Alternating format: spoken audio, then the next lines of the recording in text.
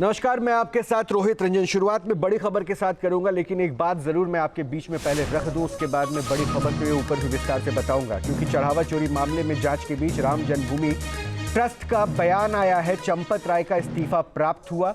राम जन्मभूमि trust Anil Mishra ने भी इस्तीफा अपना सौंप दिया है, ये कहना है राम जन्मभूमि ट्रस्ट का। कोषाध्यक्ष गोविंद देव गिरी जी महाराज ने जारी किया है लेटर। एसआईटी जांच के आधार पर एफआईआर दर्ज हुई है। राम जन्मभूमि ट्रस्ट मंदिर के दान में मिला सोना चांदी सुरक्षित है, ये भी राम जन्मभूमि ट्रस्ट की तरफ से कहा गया है। हम न्यायपूर्ण जांच के लिए प्रतिबद्ध हैं। अविनाश सिंह हमारे साथ जुड़ रहे हैं, पहले इस बात की पूरी जानकारी ले लें। अविनाश, जरा अब इस खबर को पूरे व्याख्यान के साथ सामने रखिए। राम मंदिर ट्रस्ट की तरफ से ये कहना कि सब कुछ सुरक्षित है और ये 2 इस्तीफे हो गए हैं, क्या बता रहा है?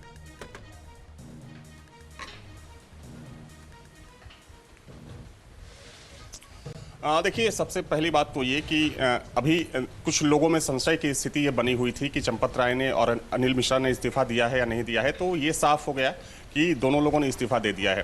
हालांकि ट्रस्ट ने ये भी कहा है कि ये बहुत दुख की बात है कि जो चीज़ें चल रही हैं पूरे देश में, उससे कहीं ना कहीं ट्रस्ट के ऊपर सवाल खड़ा हुआ। हालांकि ट्रस्ट ने ये भी कहा कि जब इस पूरे मामले में शिकायत मिली तो ट्रस्ट की तरफ से ही इस पूरे मामले में 8 लोगों के खिलाफ नामजद और कई लोगों के खिलाफ अज्ञात मुकदमा दर्ज कराया गया।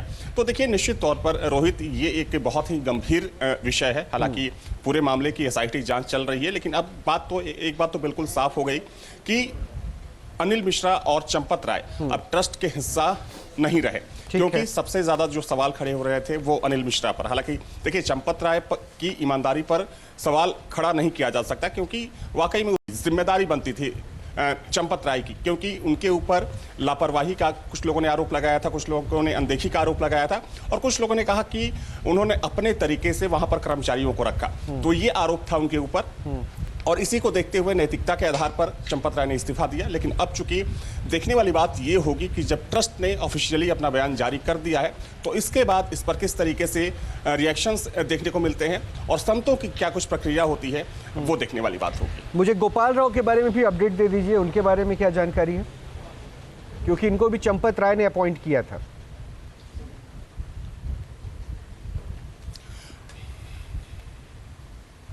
देखिए, सबसे महत्वपूर्ण चीज़ रोहित तो ये है कि गोपाल राव के पास ट्रस्ट में कोई पोजीशन नहीं थी, कोई पोस्ट नहीं था। हालांकि गोपाल राव को भी बाहर कर दिया गया है। हालांकि ट्रस्ट में ना रहते हुए भी उनके ऊपर कई जिम्मेदारियां थी, वो देखरेख में हिस्सा लेते थे। इसके अलावा जो कामकाज होता था मंदिर का ट्रस्ट की तरफ से, उसमें वो निगरानी करते थे। जो पासेस बनते थे वो गोपाल राव के जिम्मे था। जैसे कि अगर हम टुन्नू यादव की बात करें तो टुन्नू यादव के पास भी कोई पोजीशन नहीं था, वो सिर्फ सहयोगी हुआ करते थे। लेकिन उसके बावजूद कहा जाता है कि जो दान पात्र, जो 35 से ज़्यादा दान पात्र राम मंदिर परिसर में लगे हुए हैं, तो उस दान पात्र की चाबियां भी टुन्नू यादव के पास हुआ करती थी।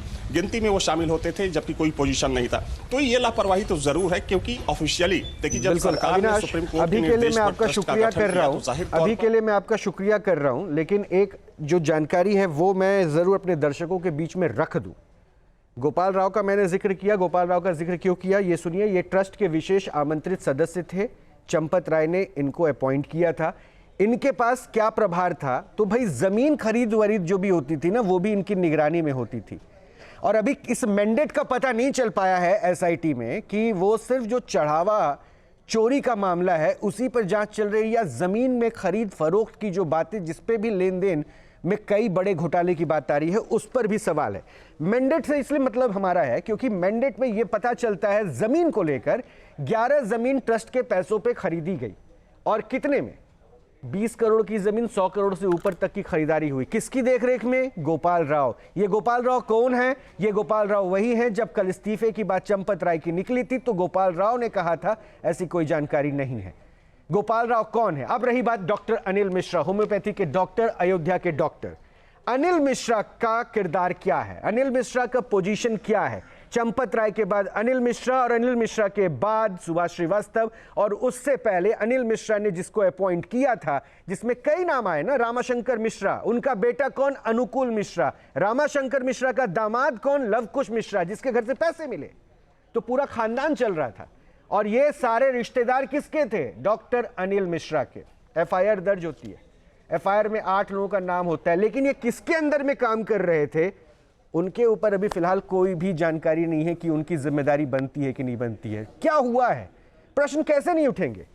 पुलिस जो काम कर रही है 40 दिन में, देखिए एक जानकारी है भी कि 40 दिन में 70 बार चोरी की चीजें सीसीटीवी में कैमरे में रिकॉर्ड हो जाती है, हिडन कैमरा लगा दिया जाता है चोरों को पकड़ने के लिए, लेकिन आप इंतजार करते रहते हैं। क्यों, तब क्यों नहीं एफआईआर दर्ज करवाया? क्या इंतजार कर रहे थे? तब क्यों नहीं एफआईआर दर्ज करवाया जब आपको लापरवाही की बात पता चल रही थी? तब क्यों नहीं एफआईआर दर्ज करवाया जब आपको इस बात का अंदेशा था कि चोरी हो रही है? आप इंतजार कर रहे थे, इंतजार कर रहे थे बड़ी गड़बड़ी होने का। तो जिम्मेदारी किसकी है? महिपाल सिंह ने शिकायत की, उसको पद से हटा दिया गया, चंपत राय को जाके शिकायत की, तब जिम्मेदारी किसकी बनी? क्या लापरवाही नहीं हुई? ऐसे कई नाम हैं, नामों के बारे में अभी आपके सामने रखूंगा। एक रिपोर्ट पहले देख लीजिए, बहुत बड़े खुलासे हो रहे हैं, जिन खुलासों के बाद अभी सवाल बहुत सारे उठ रहे हैं। एसआईटी की रिपोर्ट के 11 दिन बाद एफआईआर करवाना, क्या उसी दिन एफआईआर करके जो अब 80 लाख रुपए पकड़े गए हैं, शायद और भी पैसे पकड़े जा नहीं सकते थे? पहले रिपोर्ट देख लीजिए, वापस आते हैं, मेहमानों से मिलते हैं।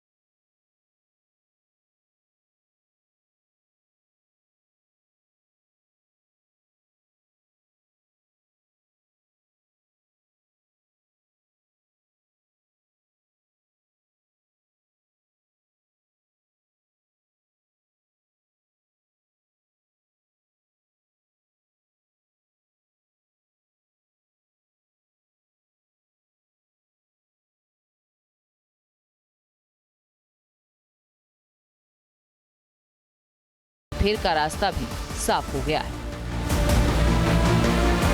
एसआईटी की जो प्रारंभिक जांच रिपोर्ट सौंपी गई है शासन को, बताया जा रहा है सोर्सेज के हवाले से कि उसमें कुछ ऐसी जानकारी है कि ट्रस्ट और बैंक के बीच में जो एक एसओपी तैयार की गई थी, उस एसओपी का भी अक्षरशः पालन नहीं किया गया।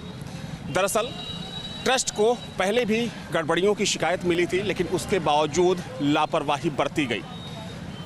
देखा जाए तो ऑडिट को लेकर बैंक और ट्रस्ट के पदाधिकारियों में लगातार बैठकें होती रही हैं। हालांकि उस दौरान ऐसी शिकायत आ रही है कि उस दौरान भी ट्रस्ट को ये जानकारी दी गई थी कि कुछ कर्मचारी ऐसे हैं जो संदिग्ध हैं। तो सवाल ये उठता है कि उन संदिग्ध कर्मचारियों के खिलाफ आखिर ट्रस्ट ने कड़ी कार्रवाई क्यों नहीं की? ये पूरा मामला तब और अधिक गंभीर हो जाता है जब ये खुलासा होता है कि ट्रस्ट को इस तरह की वित्तीय हेराफेरी का अंदेशा काफी समय पहले से ही था।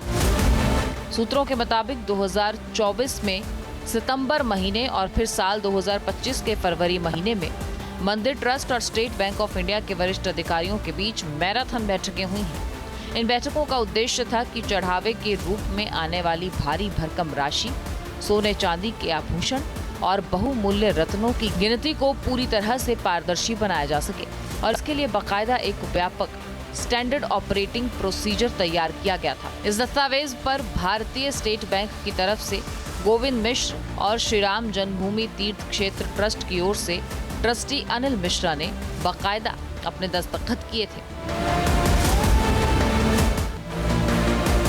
इस एसओपी में साफ लिखा था कि दान पात्र कब खोले जाएंगे, किसकी मौजूदगी में खोले जाएंगे, तिजोरी की चाबियां किसके पास रहेंगी और पैसे को गिनती कक्ष तक कैसे लाया जाएगा। लेकिन आरोप यह है कि इन हस्ताक्षरों की स्याही सूखते ही सारे नियमों को हवा में उड़ा दिया गया। दान कक्ष को लुटेरों के हवाले कर दिया गया।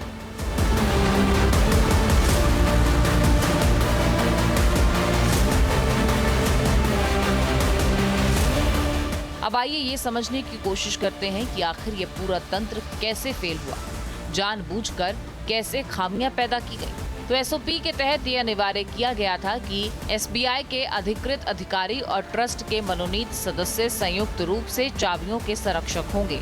लेकिन इस मामले में सबसे बड़ा सुरक्षा उल्लंघन जो हुआ वो यही था कि ट्रस्ट के तत्कालीन महासचिव चंपत राय के करीबी रामशंकर यादव उर्फ टिन्नू यादव की भूमिका इसमें काफी अहम हो गई।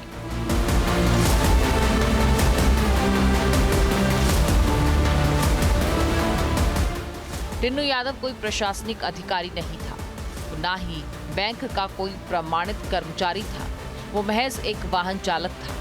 लेकिन उसके हाथों में उन तमाम तिजोरियों और हुंडियों की चाबियां थी जिनमें देश विदेश से आने वाले करोड़ों रुपयों का चढ़ावा सुरक्षित रखा जाता था। एसआईटी ने अपनी इस रिपोर्ट में सवाल उठाया है कि बिना किसी लिखित, प्राधिकृत और आधिकारिक आदेश के एक ड्राइवर के पास चाबियों का गुच्छा कैसे पहुंच गया।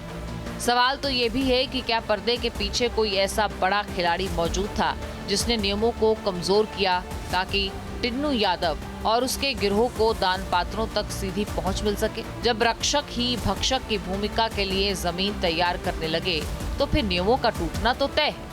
इस केस में 8 आरोपियों को न्यायिक हिरासत में भेजा जा चुका है। इनमें से एक आरोपी लवकुश मिश्रा के दादा ने मांग की है कि पूर्व महासचिव चंपत राय और पूर्व ट्रस्टी अनिल मिश्रा के खिलाफ भी कड़ी कार्रवाई की जानी चाहिए। क्या मानते हैं कि लवकुश अकेले दोषी थे? ना, अकेले कैसे दोषी थे जब वहाँ और कर्मचारी थे और बड़े बड़े लोग हैं या पूरी कमेटी है, तो अकेले ही चोर हो सकता है। किसकी गलती मानते हैं? इसमें गलती सब अब जो सामने आओ सबकी गलती है। अब बड़े लोगों को हमेशा बचे हैं, आज ही नहीं, क्योंकि कई बारों से ऐसा पेपर और मतलब उसमें निकला था, फिर समाचार में आता था कि राम मंदिर में चोरी हुई। अब ये नहीं पता चलता था कौन उसमें चोर हैं, कहाँ से चोर विदेश से आते हैं। सूत्रों की माने तो एसआईटी ने इसे कथित रूप से प्रायोजित लापरवाही की श्रेणी में रखा है। इसका सीधा मतलब है कि यह भूल नहीं है, एक सुनियोजित वित्तीय अपराध है।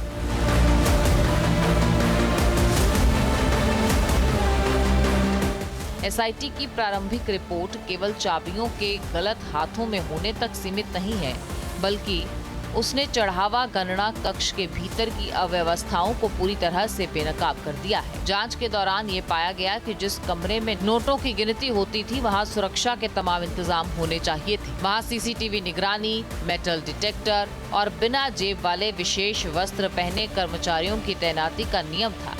लेकिन हकीकत में नकदी को एक जगह से दूसरी जगह ले जाने के दौरान ही सुरक्षा मानकों का मजाक उड़ाया गया। नोटों के बंडल बिना किसी उचित एंट्री के इधर से उधर किए जा रहे थे।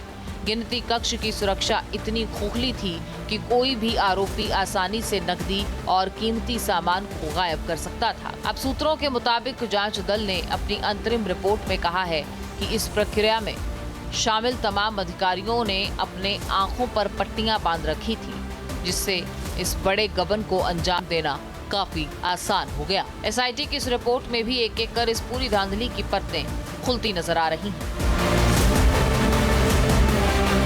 आस्थाएं जब धक्का खाती हैं तो बहुत घायल कर देती हैं। श्री राम जन्मभूमि का संघर्ष 500 वर्ष लगातार चलने वाला संघर्ष है, जिसमें धन की तो छोड़ दो, जो है प्राणों को न्यौछावर किया गया। राम लला के लिए शीश पे पगड़ियां बांधना स्वीकार नहीं किया गया, पैरों में जूतियां पहनना स्वीकार नहीं किया गया और अपने प्राणों तक की आहुति दी गई है। उस स्थान पर इस तरह की घटनाएं सचमुच दुर्भाग्यपूर्ण है। लेकिन मैं पूरे समाज से ये निवेदन करना चाहती हूँ कि योगी जी ने जैसे कहा था कि दूध का दूध, पानी का पानी होगा, दंडनियों को दंड मिलेगा। अयोध्या का राम मंदिर सदियों से ही संघर्ष, अनगिनत बलिदानों और करोड़ों लोगों की अटूट आस्था का प्रतीक है। वहां के चढ़ावे में इस तरह की सेंधमारी केवल एक अपराध नहीं है, बल्कि करोड़ों राम भक्तों की आस्था के साथ खिलवाड़ है। उम्मीद की जानी चाहिए कि इस मामले में ऐसी सख्त कार्रवाई होगी जिससे न केवल दोषियों को उनके पाप की सजा मिलेगी, बल्कि राम मंदिर के प्रबंधन की पारदर्शिता पर लगा हुआ दाग भी धुल जाएगा। Team news nation. आपके मोबाइल पर तुरंत आएगी ब्रेकिंग न्यूज। स्क्रीन पर सबसे पहले दिखेगी बड़ी खबर, देश दुनिया की हर खबर एक जगह। अब आपके मोबाइल पर तुरंत फटाफट इंस्टॉल कीजिए न्यूज़ नेशन ऐप। और रखिए खुद को अपडेट।